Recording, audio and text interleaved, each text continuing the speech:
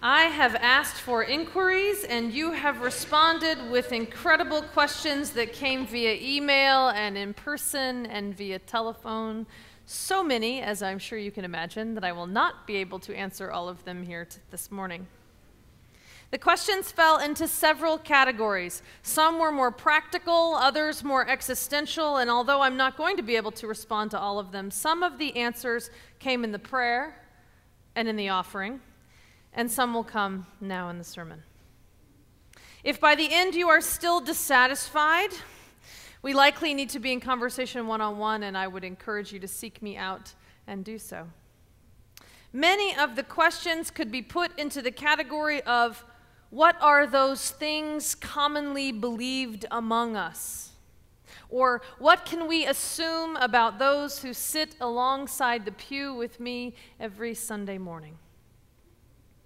Let me say first that I do believe that we have some common beliefs among us, and that we could be also more careful about the assumptions that we make about those beliefs that we might think we have in common.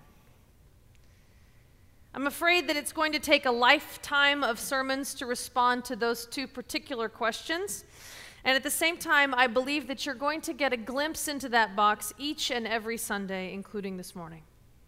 So let me begin by saying one thing commonly believed among us is something that I hinted at with the story for all ages, that we have a tradition in this faith of something called the free pulpit and the free pew. What that means is that I am free to offer up my experience and response to life's questions from the pulpit as I see fit, using whatever resources that I see fit, and passing those through my life.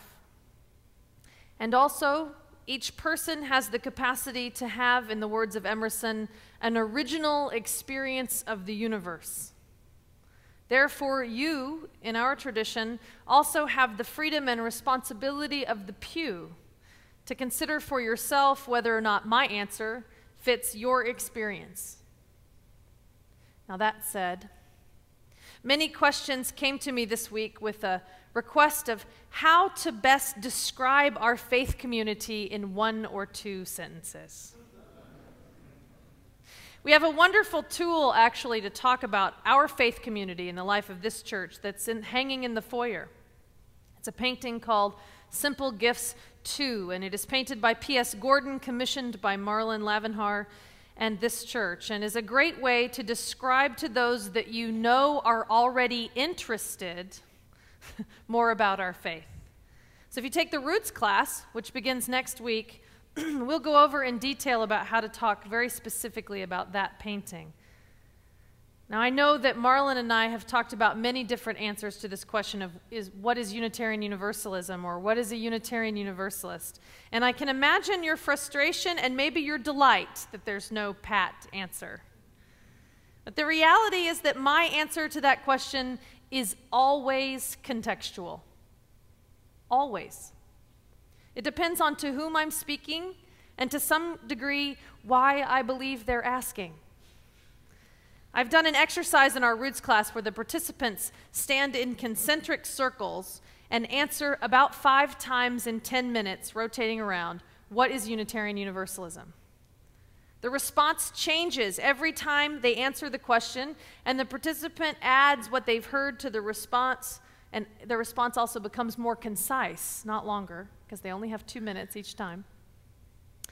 During the same exercise, I may have people answer the question in several different contexts. So we may do 10 minutes of answering what is Unitarian Universalism to a family member, or 10 minutes on what is a Unitarian Universalist to an evangelist that has come to your door. When you respond to that question, my suggestion is to spend less time on the history and the polity of our faith, or on what we don't believe. When you respond to your children, your answer needs to meet their very concrete thinking mind. Maybe you'll teach your children that we are a church who believes that we do not need to think alike to love alike. Or that we believe that every child has gifts to bring into this world. Every child. It may be unsettling because, of course, you know it's not enough. Those answers are not enough. And yet they need something to hold on to. My biggest pet peeve ever of a response is the response that Unitarian Universalists can believe anything they want to. And that is just simply not true. We hold ourselves accountable and responsible to our own integrity and in community. We hold ourselves responsible to the community and to the values that this church lifts up. So what are they, you ask? Maybe it's that different does not mean deficient. That we define our religious lives ourselves, and so there is no intercessor. Maybe our values are that we need a religious community in order to live out our other values and to keep us in check. Maybe it's that we are all called to manifest our gifts in the world, no matter who we are, where we were born, or what religion we happen to be. So here's my latest short version, subject to revision by the end of this sentence. Unitarian means that when different people use the word God, they are pointing to the same thing. Universalist means that we believe in the inherent nature of humanity is good. So a Unitarian Universalist is someone who believes that when different people use the word God, they're pointing to the same thing, and we believe that the inherent nature of every human being is good. So you may even disagree with these. When you answer the question, my suggestion is to answer first and foremost from a frame where you believe that the person who's asking the question, no matter how assaulting it might feel, is coming from a place of good intentions. Are they worried about your soul surviving God's wrath? Their God's wrath. Whether or not they're asking whether or not you're saved. They could be asking whether or not you're saved when they ask you what a Unitarian Universalist is.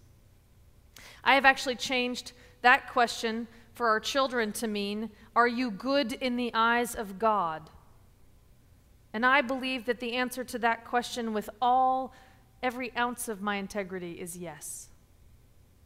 Even though we don't believe that you have to cast a spell of magical words in order to make it so. I think most people end up answering the where do you go to church question instead. And that one should be a bit easier. Tell them you go to All Souls. And then share with them how important this church is to you. How it challenges you to be a better person. Maybe you could even say with integrity that it deepens your relationship with God. That it calls you to use your gifts in the world. Or talk about how our worship life helps to keep you sane in a culture that does not represent your values. Talk about how you are encouraged to have your own relationship with and definition of God or God language. And how that it is both an incredible freedom and an enormous responsibility, and one that you take very seriously. I received several questions about our relationship to the Bible. This church has always recognized the importance of being religiously relevant in the community in which we emerged, from Bob Sonnen to John Wolfe to Marlon and myself. We honor the tradition from which we came, which is our Judeo-Christian heritage. That's why there's a Bible in the painting in the foyer as well, the painting called Simple Gifts.